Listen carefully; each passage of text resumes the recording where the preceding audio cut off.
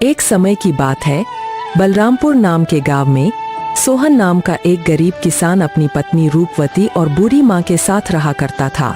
सोहन की एक छोटी सी बेटी थी जिसका नाम मुन्नी था। सोहन अपने परिवार का भरण पोषण गांव के मुनीम जी के यहाँ मजदूरी करके किया करता था। सोहन का घर का गुजारा बहुत मुश्किल से हो पाता था।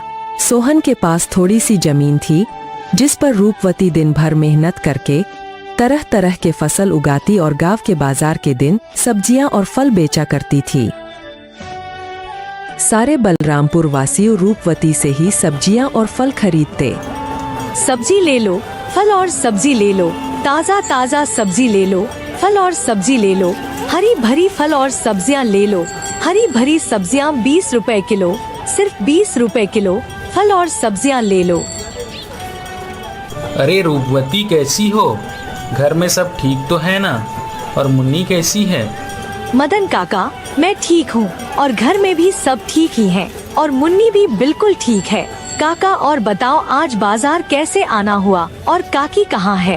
क्या बताऊं रूपवती, तुम्हारी काकी किसी काम से दूसरे गांव गई है। इस कारण रसोइये का सारा काम मुझे ही करना पड़ रहा है, तो सोचा क्यों ना आज बाजार से सारा सामान लेते चलूं। अच्छा, तो ये बात है मदन काका। अच्छा रूपवती, तुम ये बताओ टमाटर कैसे किलो बेच रही हो? रोज की तरह 20 रुपए किलो ही बेच रही हूँ काका। अच्छा ऐसा करो रूपवती, मुझे 1 किलो टमाटर दे दो। क्यों नहीं काका, देती हूँ। इतना कहकर रूपवती मदन काका को 1 किलो टमाटर दे देती है और बदले में मदन काका से पैसे ले लेती है। रूपवती के खेत में एक पुराना कुआं भी था जो सालों भर सूखा ही रहता। उस कुएं में एक बूंद पानी भी नहीं था। इस कारण रूपवती दूसरे गांव वालों के कुएं का पानी अपने खेतों की सिंचाई और खेती के लिए इस्तेमाल करती थी। अपने कुएं से पानी लेते देखकर कुएं के मालिक हरिदास को रूपवती से बहुत जलन होती थी। एक दिन जब रूपवती अपने खेतों में मेहनत से काम कर रही थी, तभी वहां कुएं का मालिक हरिदास आता है और रूपवती से कहता है, अरे रूपवती कैसी हो? खेतों का काम कैसा चल रहा है? मैं ठीक हूँ हरिदास चाचा, खेतों का काम भी ठीक ही चल रहा है। मैं यह कह रहा था रूपवती कि मैं तुम्हें बहुत सालों से अपने कुएं का पानी देता आ रहा हूँ। अब मैं तुम्हें अपने कुएं का पानी नहीं दे सकता क्योंकि गर्मियों का समय आने वाली है और मेरे कुएं में पानी बहुत कम हो गया है। लेकिन हरिदास चाचा, अभी तो गर्मियों का समय आने में 2-3 महीने बाकी है, तब तक मैं अपनी खेतों का काम कैसे करूंगी? आप ही बताइए चाचा। मैं कुछ नहीं जानता रूपवती, यह तुम्हारी दिक्कत है, तुम अपना समझो। मैं तुम्हें अपने कुएं का पानी नहीं दे सकता। यह सुनकर रूपवती मन ही मन बहुत दुखी हो जाती है और घर जाकर अपने पति सोहन को सारी बातें बताती है। यह क्या हो गया भाग्यवान, यह क्या परेशानी आ पड़ी? अब हमारा घर का गुजारा कैसे होगा?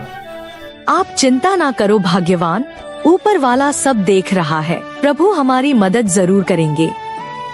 अच्छा ठीक है रूपवती, तुम जाकर आराम करो, मैं हरिदास काका से मिलकर आता हूँ। यह कहकर सोहन हरिदास काका से मिलने उनके घर की ओर निकल पड़ता है।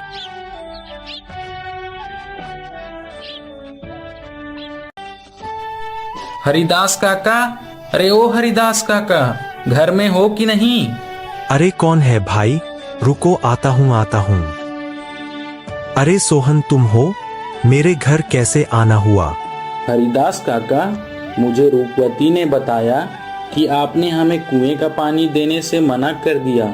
हाँ सोहन, यह बात सच है कि मैंने रूपवती को अपने कुएं का पानी लेने के लिए मना कर दिया। ऐसा क्या हो गया हरिदास काका? देखो सोहन, मैं तुम्हें कई सालों से अपने कुएं का पानी देता आ रहा हूँ और इस बार गर्मियों का समय आने वाली है, इस कारण मेरे कुएं का पानी बिल्कुल सूख कर कम हो गया है। अगर मैं तुम्हें अपने कुएं का पानी देता हूँ तो मुझे गर्मियों में बहुत परेशानी होगी। लेकिन हरिदास काका, अभी तो गर्मियाँ आने में 2-3 महीने का समय है, तब तक मेरे खेतों का क्या होगा?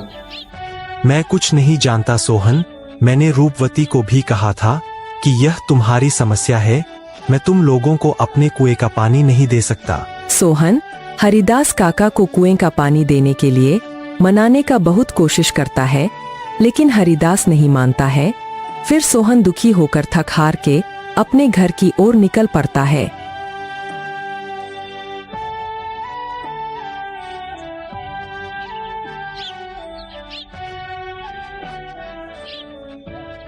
क्या हुआ? हरिदास काका ने क्या कहा? ना रूपवती, हरिदास काका ने पानी देने से मना कर दिया। कह रहे थे अगर मैं तुम्हें पानी देता हूँ तो मुझे गर्मियों में बहुत परेशानी होगी। पानी के बिना क्या होगा भाग्यवान? हमारे सारे खेत तो सूख जाएंगे और हमारा गुजारा कैसे होगा? अच्छा, वो जो हमारा पुराना कुआं है उसको खुदवाने में कितना खर्च लगेगा? भाग्यवान 500 रुपए तो लग ही जाएंगे। अरे हमारे पास इतने पैसे तो हैं ही नहीं। अच्छा, अगर मैं खुद से ही कुएं को खोद दूं तो? क्या आप कर लेंगे? हाँ, अब कुआं मिस्त्री कर लेगा तो मैं क्यों नहीं कर लूँगा।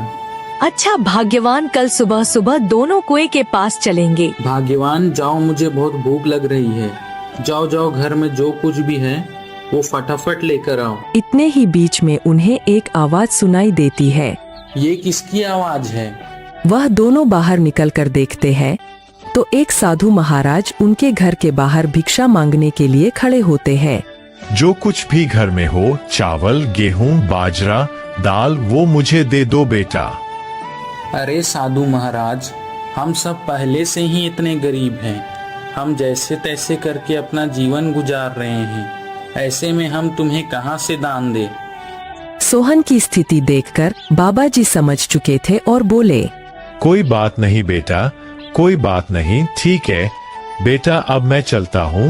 मैं किसी और के घर में भिक्षा मांग कर खा लूंगा। अरे रूपवती, हमारे घर में बाबा को देने लायक कोई भोजन है क्या? भाग्यवान, हमारे घर में बाबा को देने लायक कुछ भी नहीं है। केवल थोड़े से चावल थे जो तुम्हारे लिए बचा कर रख दिए थे। अगर वह बाबा को दे देंगे तो तुम्हें भूखा रहना पड़ेगा। रुकिए बाबा, भाग्यवान जाओ और मेरे हिस्से का भोजन है वो जाकर बाबा को दे दो। लेकिन भाग्यवान, अगर मैंने आपके हिस्से का चावल बाबा को दे दिया तो तुम्हें भूखा रहना पड़ेगा। तुम उसकी चिंता मत करो भाग्यवान। अगर वैसे भी अगर मैं बाबा को भूखा जाने दूंगा तो मेरे गले से भोजन नहीं उतरेगा। जाओ वो भोजन लेकर आओ।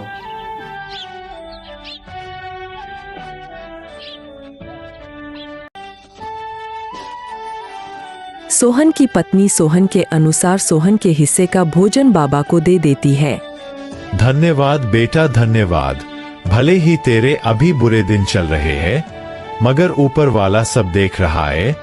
वह एक दिन तेरी अवश्य सुनेगा।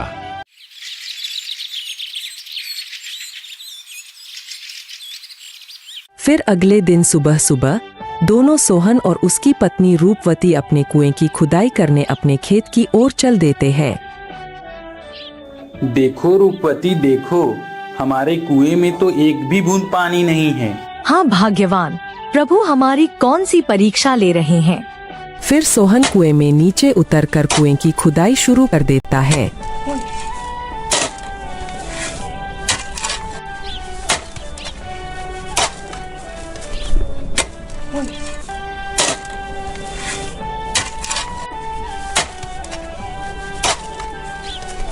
थोड़े समय बाद अचानक से कुएं की एक पत्थर के अंदर से पानी निकलने लगता है। अरे यह पानी कहाँ से आ रहा है? मुझे तो अपनी आंखों पर विश्वास ही नहीं होता। मुझे तो लगता है कि यह सब मेरे अच्छे कर्मों का फल है जो मुझे मिला।